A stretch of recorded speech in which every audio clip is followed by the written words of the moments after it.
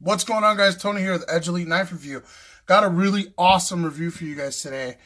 So a really cool coworker of mine by the name of Chris, he came to me a little while ago and he's like, bro, I got some knives that I want you to take, use them, check them out, and do a review on them. So that's what I did, man. And he gave me a handful of really cool, old school, older pocket knives, which I will be doing a review or more like an overview on those guys in the next video. But he gave me some stuff. He gave me two things in particular that I was like super stoked about when he was telling me about them, and then when he actually handed them to me, I was like, whoa, that is insane. And this is actually the first of its brand and its kind on my channel, and that is the EMERSON Combat Karambit. This thing is freaking awesome. I love this knife. This is a badass knife. It's a combat karambit. This blade shape is extremely deadly. The cool thing about it is, like a push dagger, you don't have to be a weapons expert to cause maximum damage with this blade shape. Simply dragging it downward, with applied pressure downward on a target, that's going to cause life-threatening damage already. So this application of this blade, this particular one, it's combat oriented in mind and design. The original karambits were more utility blades. They were fixed blades, more utility blades. So working in the fields, Southeast Asian fields, that's where the karambit comes from, in Southeast Asia. I think where is it? Malaysia, or correct me if I'm wrong. I can't remember exactly what country of origin that it comes from, but it was made famous by Filipino knife fighters. So this is a modern version of it, obviously, a folding version of it, and it's just as deadly as its ancestors were. And it's an awesome knife. Emerson did a really good job at putting this thing together. Of course, you guys know Emerson knives. Emerson makes insane knives, and a lot of their stuff is combat oriented. Those guys don't mess around when it comes to making their knives and what they're meant to do. Of course, they can do other tasks, utility tasks, but when I think of Emerson, I think of combat. I think of hand-to-hand. I think of things that are just built like tanks that are sharp as all hell and just ready to go to battle. And that's what this little guy is. Let me give you some specs on this thing. So it has a blade length of 2.62 inches with a cutting edge of 2.50 inches.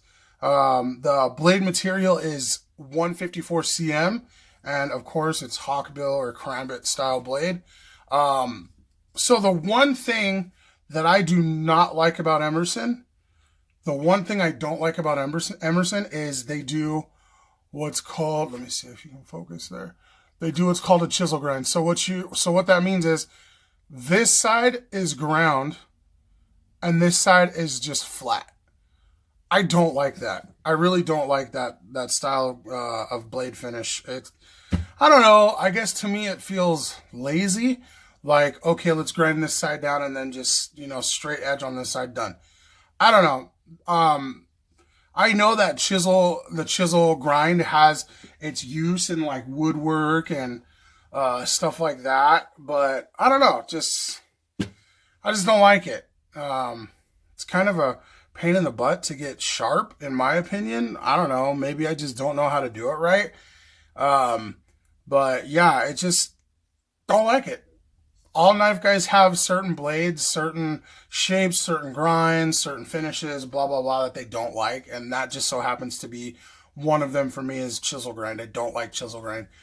And it's got some kind of coating on it. Not sure what the coating is exactly. But having said that, not liking the grind, it's still a badass knife. Like, this is still an insane knife. And as you can see, this thing is old. It's beat up. He bought this when it came out. So this was 2003, I believe. And he used the heck out of it for, you know, whatever he was doing. I don't know. I don't know what Chris does on his days off. I'm not going to get into that for legal reasons, and I don't want him to use one on me. But anyways, as you can see, the tip on this guy is no more. Yeah.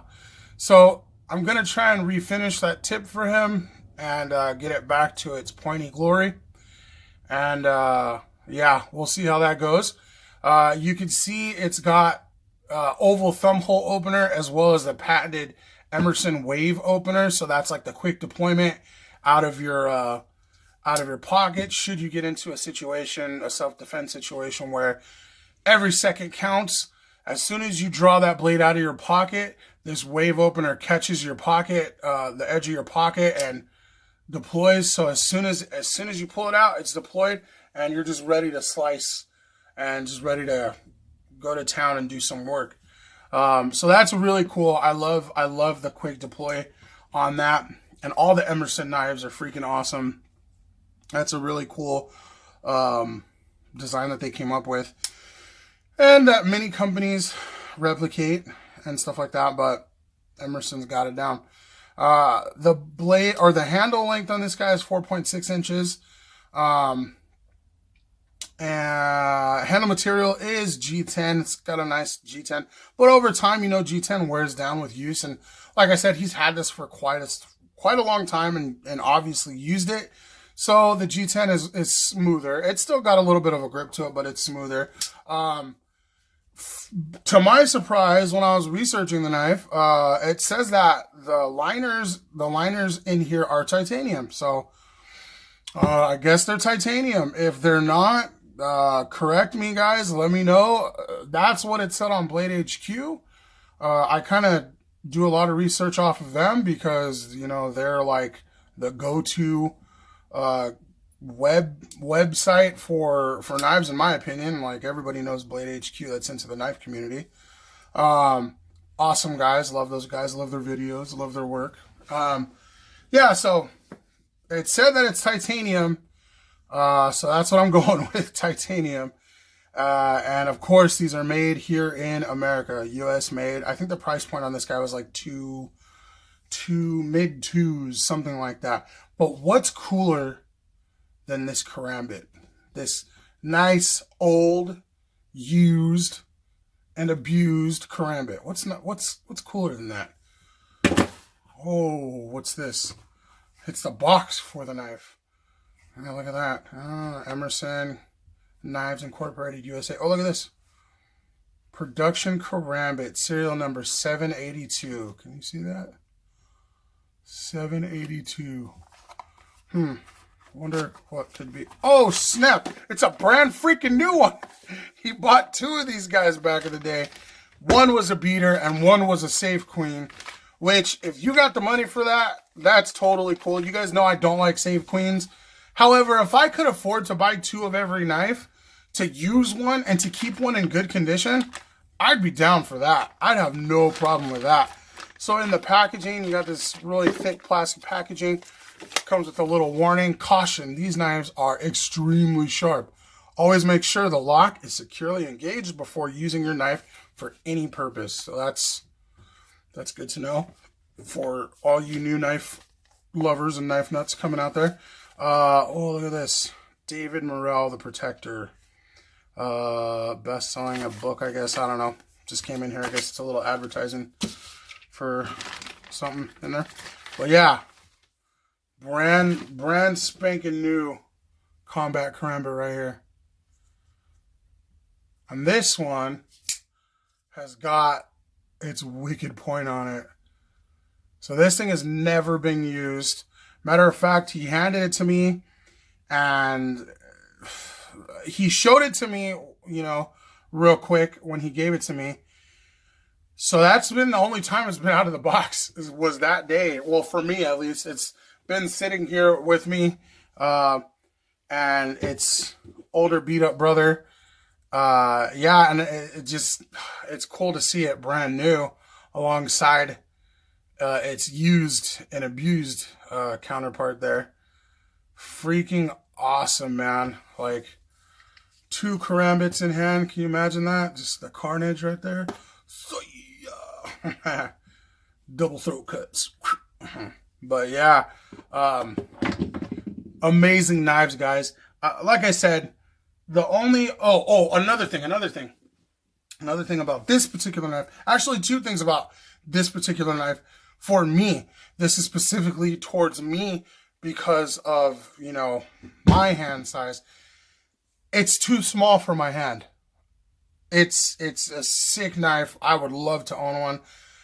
But if I was going to shell out the $200+ for it, I wouldn't, because it's just too small for my hand. The ring is around my index finger. It stops there. It's tight, you know? So that's going to limit my my mobility. And again, you know, I'm not an expert, so I could be holding it wrong. I don't know if you're supposed to put it all the way into your finger, which honestly, now that I do that, it feels like you're not supposed to. It feels like a little more natural there. But even still, it's still really snug on towards the end of my finger. I just have really big hands, so and along with that being said, when I have my index finger in the ring, my hand naturally wants to spread out.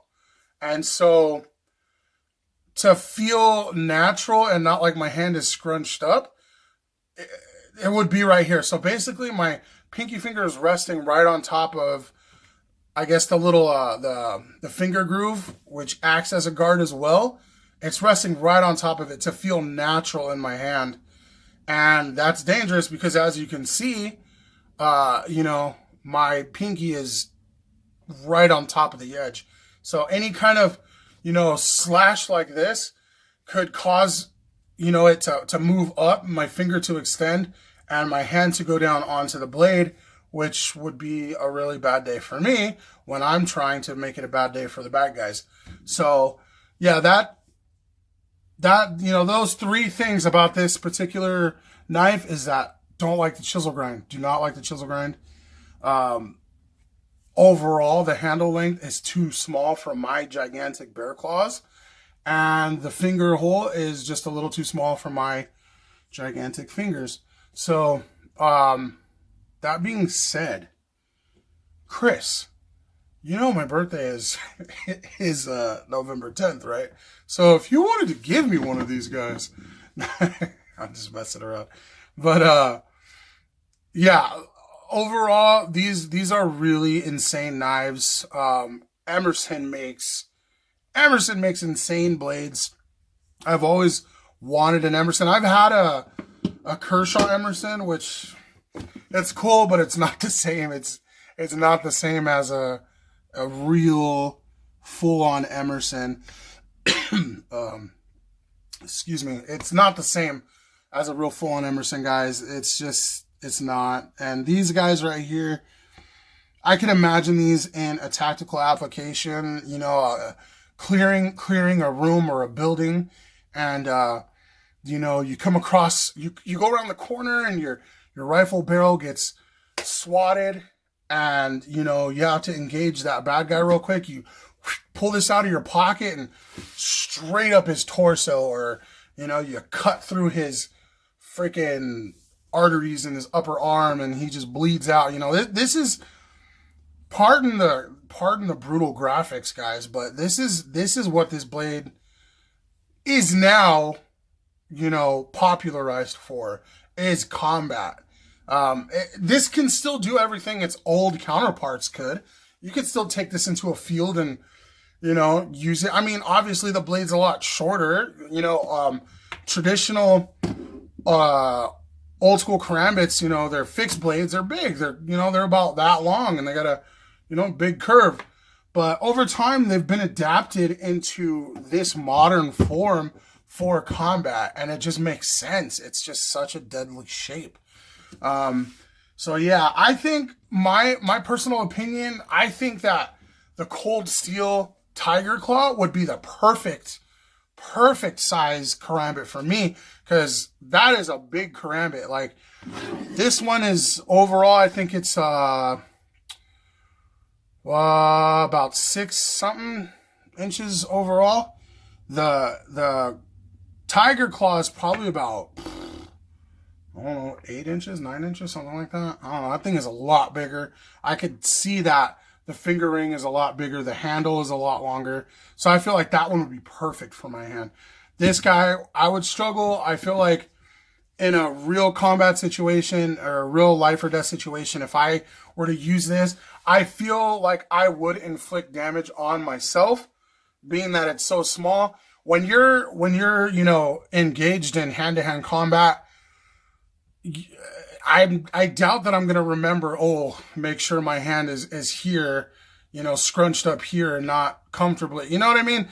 So I feel like I would definitely hurt myself with this particular blade, if it came down to it. But, you know, it's still going to make that other guy's day a real bad day. But anyways, enough with the gruesome stuff. This is an awesome knife. Well, these are awesome knives. It's really cool to see, you know, a used one that, you know, has been shown that used love, and then just a brand new one to see the contrast, you know, how it held up. Obviously, they have really fine tips, so, you know, that whatever happened there, I'm not sure what happened with it, but you know, it broke off, and it's just the very tip of it, because you could see here. So the tip of it is very fine tip. So I'm sure that it would be broken off easily. And oh my gosh, just imagine going full Wolverine on these guys. I just need one more and I'm good to go. But yeah, this is a scary knife. These are the kind of knives that, like, I mean, anybody who has money can buy one. But I feel like if you were to see somebody pull this knife out on you, especially if they pull it out with that wave opening, you know, it's like, okay, this guy knows what he's doing. That's not a blade that just anybody carries. I'm going to chill. You know what I mean? Like, the intimidation factor of it is also something I look for in a knife when I carry it, because I don't know if, you know, well, I know I'm not the only one, because I know a lot of my EDC buddies on, you know, through Instagram, they're combat minded when it comes to carrying their knives as well, or self-defense, you know, that when I look at a knife, I'm looking at, okay, utility wise, everyday use, everyday carry. But when it comes down to it, if I get into a situation on the street, somebody tries to rob me, somebody's trying to hurt me, hurt somebody, if I have to defend somebody, whatever the case may be where lethal force might have to be used, you know, I look at that in a knife that I'm buying, and that fascinates me. I've always been into those things, you know. Growing up, my stepfather was, you know, in the military, and he always exposed us to those things, and you know, that's about the only good thing he did. But you know, so I've grew up with those things, and I think it's an important thing for a knife, because knives are historically not only tools but weapons. You know what I mean? So to have that in mind when you're purchasing a blade, I think it's a good idea to have in mind. You know, like I've been saying, I've been getting into these smaller EDC knives, which is cool, but in a self-defense situation, I would much rather have a bigger, you know, something that I can put into someone's chest and reach their spine. I'm just saying, if somebody's gonna threaten my life, I'm gonna do everything I can to make sure I go home at the end of the day. That's just how I was raised. That's my nature. I'm not gonna just let somebody kill me. They gonna get killed. So yeah, forgive me for the brutal nature of this review, because these are combat karambits. That's the name of them, Emerson Combat Karambit. So we're gonna talk about combat, even though I've never really been in combat. I've had to defend myself before. Thank God I've never use the knife, but you know, it happens. These are awesome knives. I really appreciate Chris for just handing me these things. You know, a brand new one, his used one. He's like, here, take them, man. I trust you. And that's freaking awesome. Like, I really appreciate that. So yeah, let me know what you guys think about the Emerson Combat Karambits. You know, let me know if you guys have one of these. I'd love to see yours. That would be awesome. See how yours fared over the years. And yeah, man, go ahead and like this video if you haven't liked it already. I know I've did a lot of talking, but I've just been super excited. I mean, these things are awesome. You can see I'm dual wielding. Anyways, yeah, like this video, share this video, leave a comment. Let me know what you guys think about the Emerson Combat Karambit. Let me know what you guys think about the review. Let me know what you guys think about the channel, how it's doing. I'll leave a link in the description below of this video for my Patreon page, guys. If you guys do like the page enough to want to help the page, or not the page, the channel. If you like the channel enough to help it grow by donating, whatever you can donate that will go straight to making these videos would be stinking awesome, guys. If not, just you supporting me by commenting, liking, and watching the videos, that is awesome to me. I appreciate that. I love every one of you guys. Go ahead and subscribe to the channel. I'll leave a button down here for you guys to subscribe to, or let me see, a button down here for you guys to subscribe to, and then I'll leave a video up here for you guys to check out. And I really appreciate you guys spending your time with me here, and I will see y'all next time.